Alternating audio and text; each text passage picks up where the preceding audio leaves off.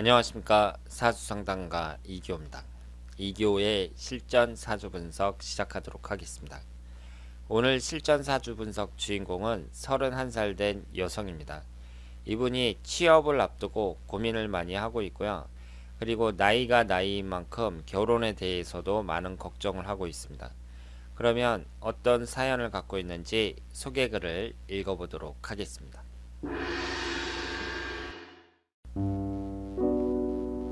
선생님 안녕하세요. 친한 친구의 사주 분석 부탁드립니다.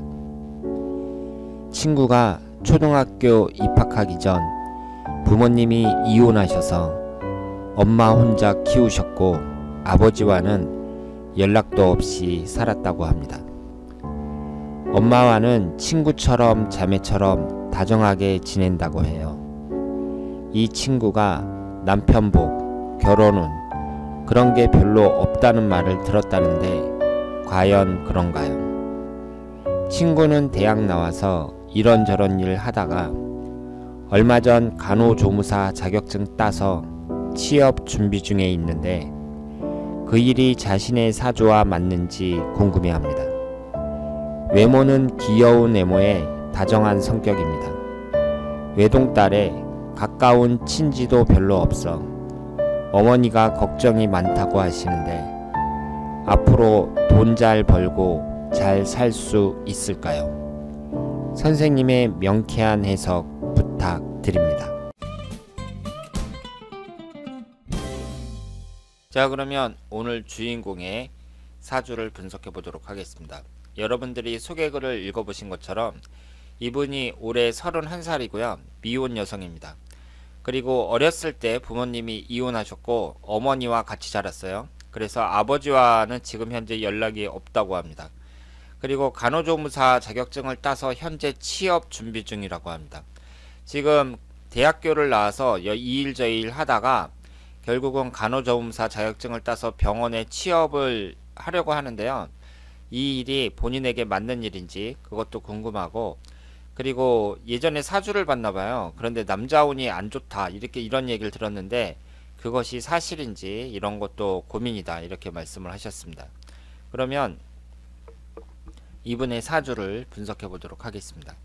이분이 무진년 경신월 정유일 을사시 이렇게 되어 있고요. 오행의 구성을 보면 목기운이 하나, 화기운이 둘, 토기운이 둘, 금기운이 셋, 수기운은 없습니다. 여러분들이 사주를 딱 볼 때에는요, 우선 음과 양의 구성은 어떻게 되어 있는지 그런 걸 보신 다음에 그 다음에 오행의 구성을 잘 보셔야 돼요. 이 사주 분석이라는 것은 오행의 구성을 보고 분석을 하는 거나 마찬가지입니다. 그러면 이분에게 있어서 가장 많은 비중을 차지하고 있는 것이 금기운이잖아요. 지금 이 월지를 포함해서 3개가 금기운이거든요. 그러면 그리고 여기서 사화하고 유금하고 사유축 반합이 되죠. 그러면서 여기서도 금기운이 생성이 된단 말이에요. 그러니까 이 사주에서는 금기운이 가장 강하다고 볼 수 있습니다. 그러면 이 사주는 이 금기운이 재성운에 해당이 되잖아요. 그러니까 딱 봐도 신약하단 말이에요. 그러면 재다 신약 사주다 이것을 알 수가 있고, 그러면 이 금기운이 이분에게 있어서는 기신운이 되겠죠. 그런데 이분이 어렸을 때 이혼을 해갖고 현재 아버지하고는 연락도 안 된다고 했거든요. 그러면 이 재성운이라는 게 뭘 의미한다고 했죠? 남자든 여자든 공통적으로 아버지를 의미한다고 했습니다.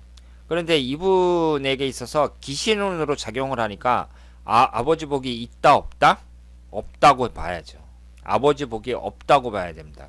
그래서 이분이 어릴 때 이혼을 해서 현재 아버지하고 연락도 안 되는 거니까 지금 아버지 복이 없다고 봐야죠. 그리고 이 사주가 이제 재다 신약 사주잖아요. 그러니까 재다 신약 사주라는 것은 어떤 게 중요하냐면 대운이 중요합니다. 대운이 대단히 중요해요. 그래서 대운이 이렇게 흘러가고 있어요. 현재가 병진대운이고요. 그러면 올해부터 병진대운이 시작이 된 거죠. 그 다음에 40대의 을묘대운, 50대의 갑인대운 이런 식으로 흘러가고 있습니다. 그런데 여러분들이 그 지지에 금기운을 깔고 있는 사람들을 보면은요, 특히 이 유금이나 신금을 딱 깔고 있는 사람들을 보면 이 목기운이 이분에게 있어서 어떤 것에 해당이 되는지 잘 보셔야 되고요. 그리고 대체적으로 그 남자 운이 없을 가능성이 높아요. 지금 이분은 수기운이 없잖아요. 남자를 나타내는 관성운이 이 사주에 없거든요. 무관사주란 말이에요. 그럼 무관사주라는 점에서 봤을 때에는 그 남자운이 없다고 봐야 되는데, 지금 그 일지에 유금을 깔고 있잖아요. 그러면 이분은 어떤 불리한 점이 있냐면, 지금 이 사주가 신약한 사주니까 목기운이 용신운이거든요. 그러니까 천간에 간목이나 을목, 지지에 임목이나 묘목이 들어왔을 때 이분에게 좋은 운이라고 봐야 돼요. 원래는 지금 누가 보더라도 이 사주는 신약하고 신약한 제다 신약 사주니까 첫 번째 용신운은 목기운이라고 봐야 되거든요. 그런데 지금 보시는 것처럼 하필이면 지지에 유금이 깔려 있습니다. 그러니까 묘목이 들어오면 묘유충이 되고, 임목이 들어오면 인유 원진살이 되는 거죠. 그러면서 신금하고 사화가 또 같이 있으니까 인신사 삼형살이 형성이 돼요. 그래서 제가 뭐라고 말씀을 드렸냐면, 여러 번 반복해서 말씀을 드린 내용인데, 용신운이 들어오잖아요. 1년운이든 10년 대운이든 용신운이 들어오잖아요. 그러면 그 용신운이 용신운으로서 확실한 역할을 해야 됩니다. 그런데 이분처럼 원래는 목기운이 용신운인데 딱 들어오니까 지지가 충이 돼요. 묘유충이 돼요. 그리고 원래는 용신운인데 딱 들어오니까 인신사 삼형살이 형성이 되고 원진살이 돼요. 그러니까 원래는 가장 좋은 용신운이어야 되는데 막상 들어와 보니까 그 반대로 가장 안 좋은 운으로 되는 거죠. 지지가 충을 받고 삼형살이 형성이 되고 그러니까 가장 안 좋은 운이 되는 거잖아요. 그러면 이 사주는 안 좋은 사주예요. 그러니까 그 흘러가는 대운에서 용신이 용신의 역할을 확실하게 해야 된다, 이렇게 말씀을 드릴 수 있습니다.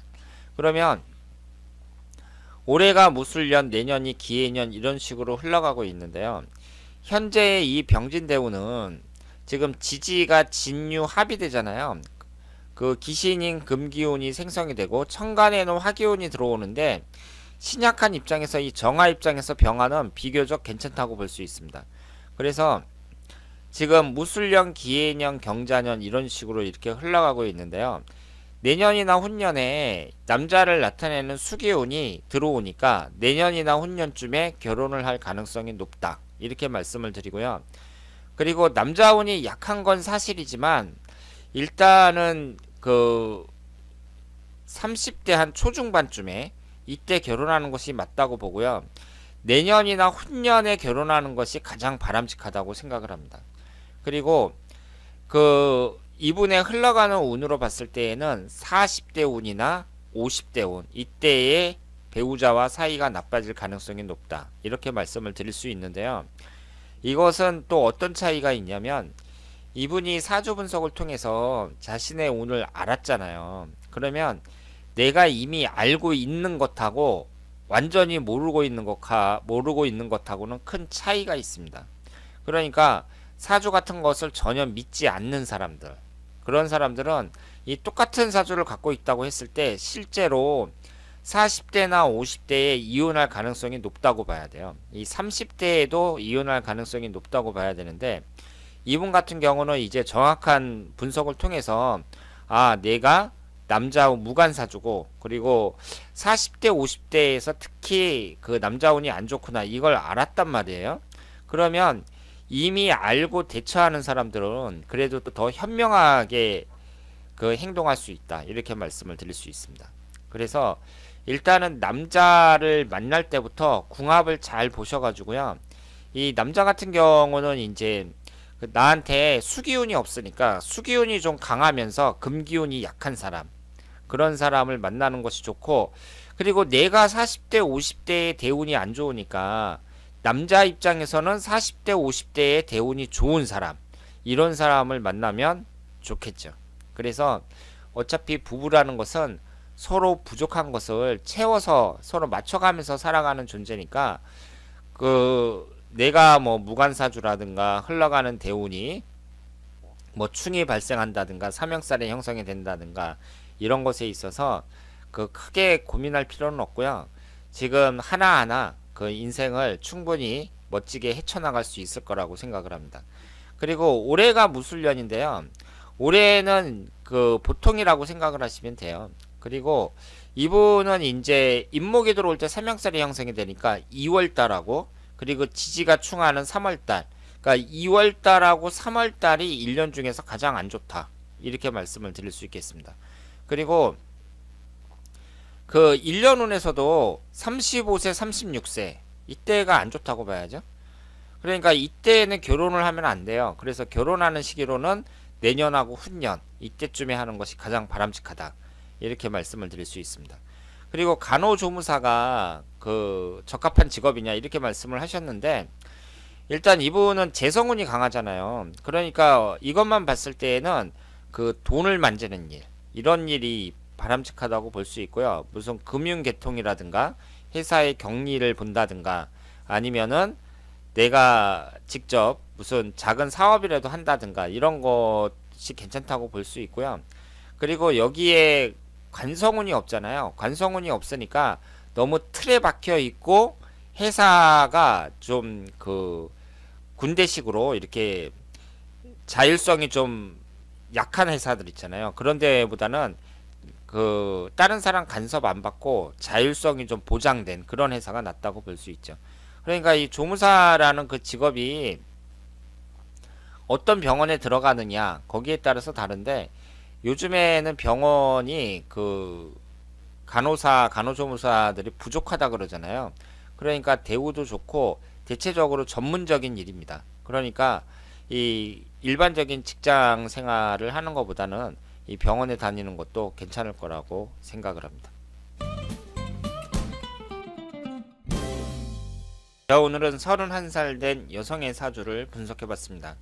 이분이 현재 취업운, 결혼운에 대해서 고민을 하고 있는데요. 같은 또래 모든 여성들이 고민하는 내용이라고 볼 수 있습니다. 이분의 앞으로의 대운이라든가 사주의 구성이라든가 여러 가지를 봤을 때 장단점이 있지만, 운이라는 것은 좋은 운도 들어올 수도 있고 나쁜 운이 들어올 수도 있어요. 그런데 내가 어떻게 행동을 하느냐에 따라서 결과는 달라집니다. 제가 나쁜 운이 들어온다 그래서 결과도 나쁠 것이다, 이렇게 말을 한 적은 한 번도 없습니다. 인생이라는 것이 항상 좋을 수는 없잖아요. 그런데 우리는 이 사주 분석을 통해서 운의 흐름을 미리 알고 있으니까 모르고 있는 사람들에 비해서 훨씬 더 유연하게 인생을 대처할 수 있다, 이렇게 생각을 합니다. 자, 그러면 2교의 실전 사주 분석 여기서 마치겠습니다. 대단히 감사합니다.